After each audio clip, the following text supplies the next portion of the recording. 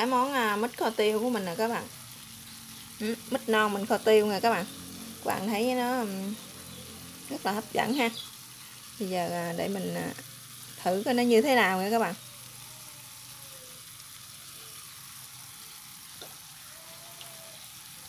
Cái mít thì nó mềm, chín mềm ha, béo, bùi nữa các bạn. Nó bùi, cái mít thì nó bùi ha, nó béo béo của cái mùi dầu ha, và nó thấm quyện gia vị, nó thơm nữa các bạn, thơm của cái mùi tiêu ha, và nó quyện gia vị của tất cả các gia vị ha, rất là vừa ăn. Giờ các bạn muốn cái này ăn với cơm trắng rất là bắt nha các bạn, với lại rau mình luộc mình chấm á ha. Giờ các bạn muốn biết mình làm như thế nào thì mời tất cả các bạn sẽ vào bếp làm cùng mình nha. Mời các bạn. Các bạn, hôm nay mình sẽ giới thiệu với các bạn cái món là mít non mình kho ha, kho tiêu á các bạn. Ở nhà mình sẽ có một trái mít non nè. Cái trái mít này thì nó nhỏ mà nó có cái ẹo gì nè các bạn, nó hư rồi ha. Trái mít này thì nó lớn lên, nó ăn cũng không được ha. Bây giờ nó nhỏ thôi, mình bẻ nó xuống mình kho đi các bạn. Thì nguyên liệu thì mình chỉ đơn giản thôi, chỉ có một cái trái mít non này thôi. Còn gia vị thì mình sẽ có là một cái chén nước mắm tương nè các bạn ha, một chén nước tương, một chén đường, đây là bột ngọt với lại tiêu nha. Còn đây là mình có mấy cái nhánh hành, 2 trái ớt. Hành với ớt này thì chủ yếu thì mình chỉ để cái gốc thì mình để khử cho nó thơm thôi các bạn. Còn cái lá này, còn cái này thì mình để trang trí cho nó đẹp thôi ha. Các bạn nào mà không có ăn chay trường á, mà các bạn không có dùng hành với tỏi á, thì các bạn có thể dùng hành bơ rô nha. Bây giờ mời tất cả các bạn sẽ vô bếp làm cùng mình nha. Trước khi mình xẻ cái trái mít ra các bạn, thì mình sẽ chuẩn bị một thau nước nha. Mình sẽ cho vào đây một ít phèn với lại một ít muối hột nha các bạn. Đây mình loại bỏ cái phần mũ của mình sẽ cho đây một muỗng với lại một chút xíu mà phèn thôi các bạn. Mình loại bỏ cái mũ của mít đó. Rồi bây giờ mình sẽ đi xẻ cái trái mít này ra nha. Cái phần đầu này thì mình bỏ đây các bạn, tại vì nó bị hư nè.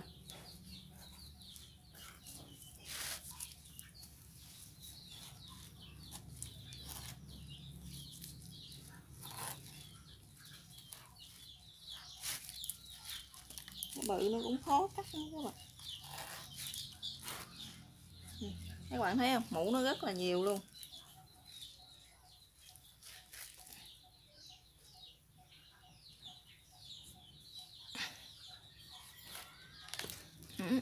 Mình sẽ dùng cái dao này để mình ấy bớt cái mũ, cái bọc này nè các bạn, bớt cái mũ của nó đi, để mũ dữ lắm các bạn.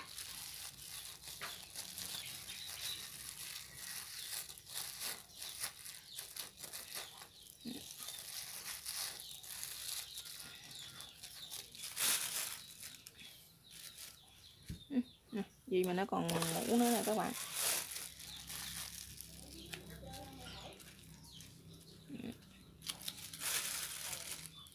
Rồi giờ thì mình sẽ gọt cái vỏ nó ha. Nhưng mà gọt cái này thì nó lâu quá, cho nên mình sẽ không có quay cho các bạn xem được, gì nữa rất là lâu. Rồi nè các bạn, mình đã gọt nó xong rồi đó các bạn ha. Mình gọt nó xong rồi đó các bạn. Các bạn thấy cái nước mũ của nó ra nè các bạn, cái nước mũ của nó ra đang trắng nổi nè ha. Đó. Rồi mình ngâm ở đây khoảng từ 5 tới 10 phút nha các bạn. Rồi các bạn rửa lại cho thiệt sạch ha. Xong cái mình đem đi luộc nha các bạn. Cái này thì mình chỉ sử dụng có phần nửa thôi, tại vì cái trái mít của mình nó hơi lớn á, cho nên mình chỉ sử dụng phần nửa thôi, còn phần nửa mình chừa lại để mình làm cái món khác nha các bạn. khi nào mình ăn cái gì đó thì mình sẽ làm. Gian mà mình đợi cái phần mít của mình nó ấy ha, mình đã bắt cái nồi nước lên nè các bạn, mình luộc nó ha. Giờ mình dỡ nó ra ha. Giờ cái nồi nước của mình nó đã sôi rồi đó các bạn ha. Đó, giờ mình sẽ thả cái phần mít đó vô nha. Mình đã rửa sạch hết rồi các bạn. Rồi bây giờ mình sẽ thả cái phần này vô đây mình luộc nha các bạn. Cái lúc mà mình rửa giờ mình hình cũng đã cắt ra cái miếng vừa ăn rồi đó các bạn. Tại mà một lát nữa mình còn luộc xong mình chín mình còn phải chiên nữa nha. Các bạn luộc cho miếng mít này của mình nó sẽ chín hẳn luôn nha, cho nó mềm luôn các bạn. Rồi trong cái nồi nước luộc này thì các bạn dằn vô cho mình khoảng nửa muỗng cà phê muối nha các bạn. Các bạn có thể dùng muối hột hoặc là muối bọt cũng được nha. Giờ mình đậy lại đừng mình đợi cho nó chín nha các bạn. Đã luộc được nửa tiếng đồng hồ rồi đó các bạn. Bạn thấy mình để vô mình luộc một hồi nước nó cái miếng mít của nó trắng tươi ha. Giờ nó đã chín mềm mình nè các bạn. Các bạn ghim nó lủng rồi nè ha. Đó. Nó chuyển sang một cái màu trắng trắng đục đó các bạn. Hồi nãy thì nó trắng, nó còn các bạn còn thấy nó trong ha. Nè. Bây giờ nó đã chuyển sang cái màu trắng khác rồi nè các bạn. Đó. Nhìn nó đã chín rồi đó, nó cũng đã mềm rồi ha. Bây giờ mình sẽ vớt nó ra nha các bạn, vớt ra mình để nguội đằng mà mình đem mình chiên ha. Rồi bây giờ mình sẽ gấp ra mình để trong cái gỗ này nè các bạn, nó ráo nước ha. Các bạn có thể chắc nó ra, đổ cái một lần cũng được.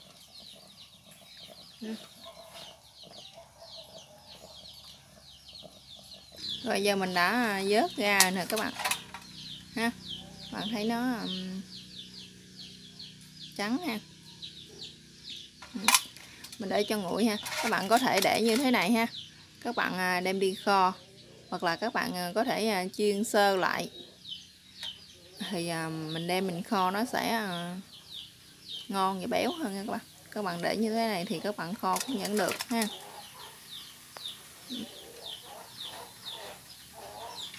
Sẽ bắt cái chảo lên trên cái bếp này nha, mình chiên nha các bạn. Giờ mình để cái chảo của mình nó nóng rồi mình sẽ cho dầu vô.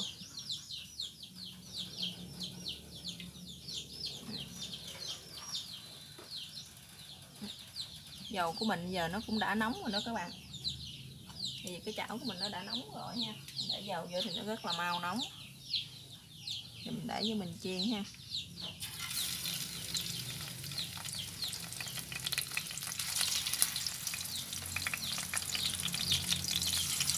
Các bạn chỉ cần mình chiên sơ cho nó vàng thôi nha các bạn, cho nó hơi vàng vàng thôi là mình đem mình kho được rồi đó các bạn. Cái này chắc cũng hơi nhiều rồi, một hồi mình sẽ chiên một ít thôi, mình kho sẽ ăn sẽ không hết, nên mình làm một ít còn một ít mình sẽ để lại để ngày mai mình khi nào mình ăn thì mình sẽ đem mình làm tiếp nha các bạn.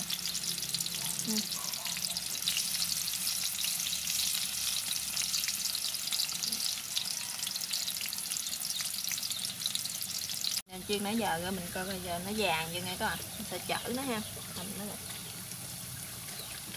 vàng rồi nè các bạn, mình chỉ chiên cho nó vàng hơn thôi ha. Đó, cái vàng như thế này là mình chở được rồi đó các bạn.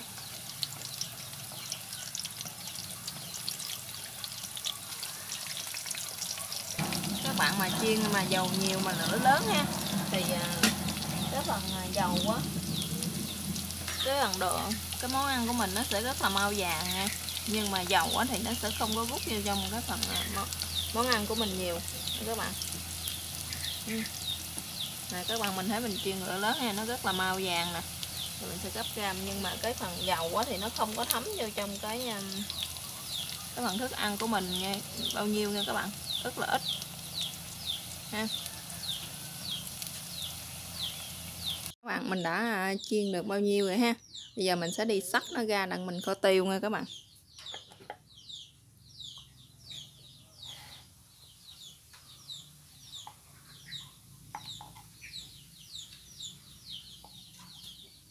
Các bạn xắt cho vừa cái tiếng ăn của mình ha. Các bạn muốn ăn cái miếng bi lớn thì mình sẽ xắt nó ra bi lớn. nha. Mình thì chỉ thích cái miếng nó nhỏ nhỏ như thế này thôi nè các bạn, thì mình sẽ cắt nó nhỏ như thế này ha.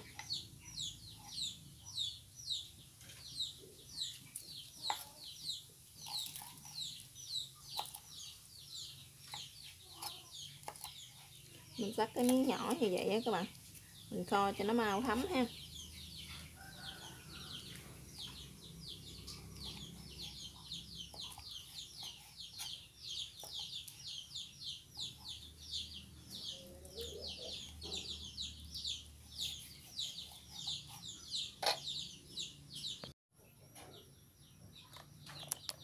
Mình sẽ ướp nó sơ ngang cái nha các bạn.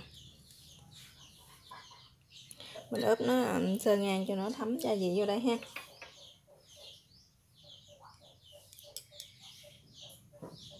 Sẽ cho vào đây 1 muỗng nước tương nha các bạn. 1 muỗng nước mắm.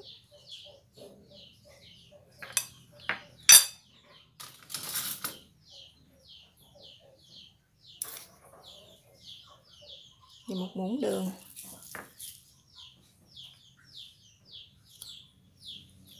1/4 muỗng cà phê bột ngọt nha các bạn.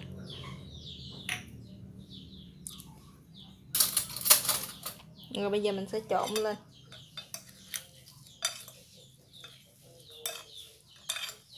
Rồi mình để đây, các bạn ướp để đây khoảng chừng 5 phút ha. Mình cho nó thấm hết gia vị vô đây rồi mình sẽ đi kho nha các bạn.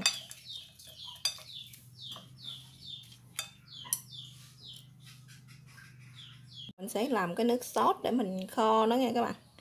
Mình sẽ cho vào đây nước mắm ha.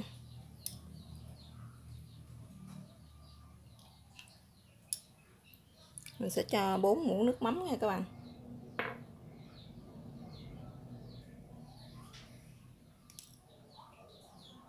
Và đây là nước tương ha. Mình sẽ cho 2 muỗng nước tương.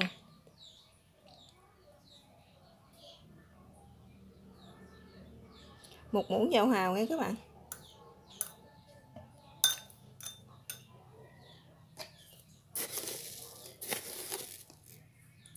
Và 1 muỗng đường ha.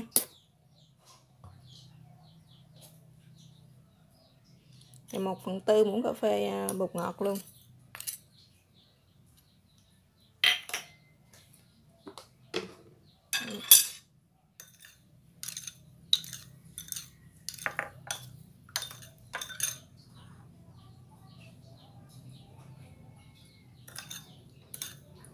Các bạn sợ nó mặn ha thì các bạn có thể cho thêm vào đây 2 muỗng nước nha các bạn. 2 muỗng nước nhiều ha.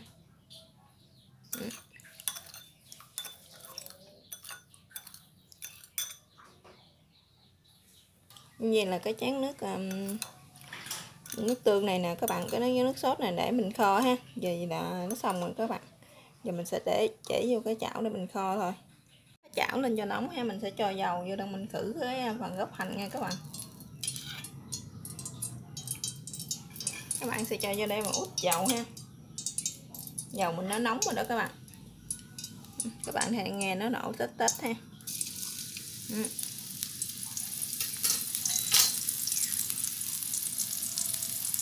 Mình phi cho cái hành này của mình nó thơm ha.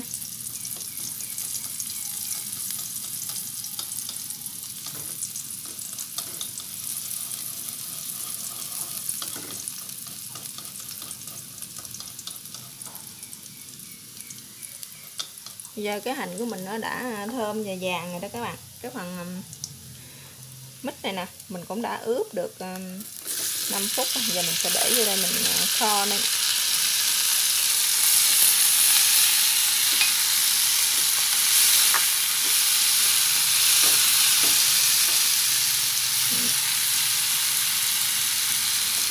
Mình xào cho nó sơ ha các bạn.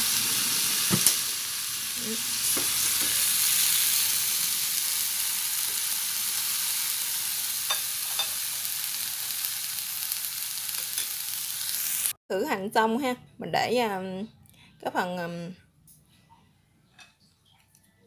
mít non của mình đã vô đây nè các bạn. Bây giờ mình sẽ bắt lửa lên nha.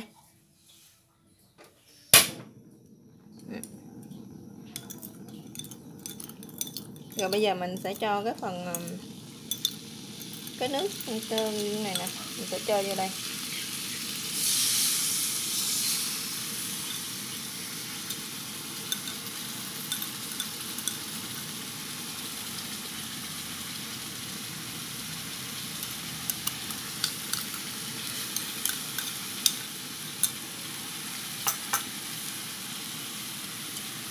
Giờ cái phần nước hồi nãy mình ướp đó các bạn, còn đó ha. Giờ mình cũng sẽ cho nó vô đây luôn. Phần mình ướp hồi nãy á.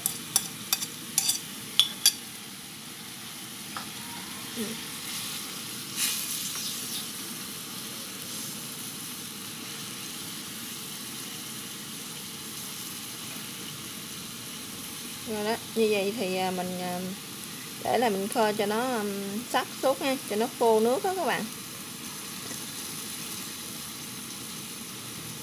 Thì mình sẽ nêm lại cho nó sắc bớt nước, thấm vô đây cho nó sắc bớt nước, rồi thì mình sẽ nêm lại nha các bạn, cho nó vừa ăn hay chưa ha.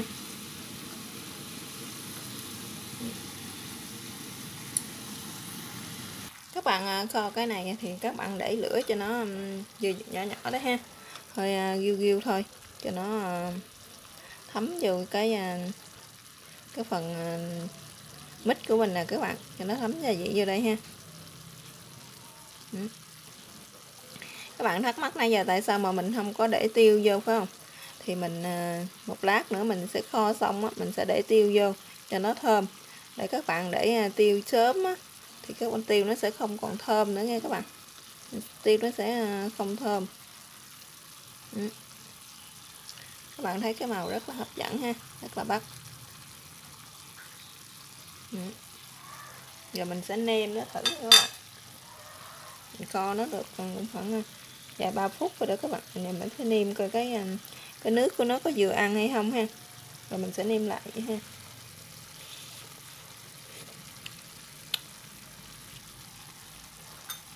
Rồi bây giờ cái phần gia vị của mình thì nó đã vừa.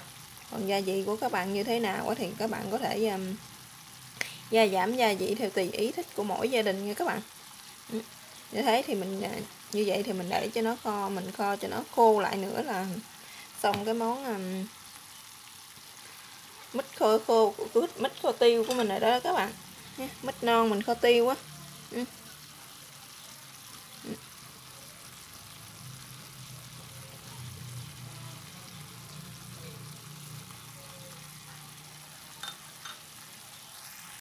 Chảo mít kho tiêu của mình á, mít kho của mình giờ nó đã khô rồi đó các bạn ha. Bây giờ mình sẽ để vô đây một ít hành ha.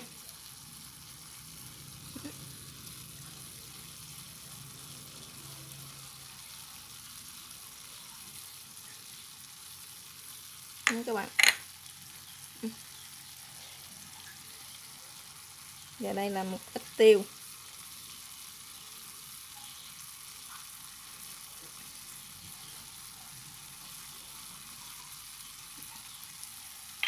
Đó, bây giờ cái món mít kho tiêu của mình đó các bạn, bây giờ nó đến đây nó đã hoàn thành rồi đó các bạn. Giờ mình sẽ cho nó lên vài lát ớt nữa nè. Cảm ơn các bạn đã theo dõi video của mình ha. Chào các bạn và hẹn gặp lại các bạn ha.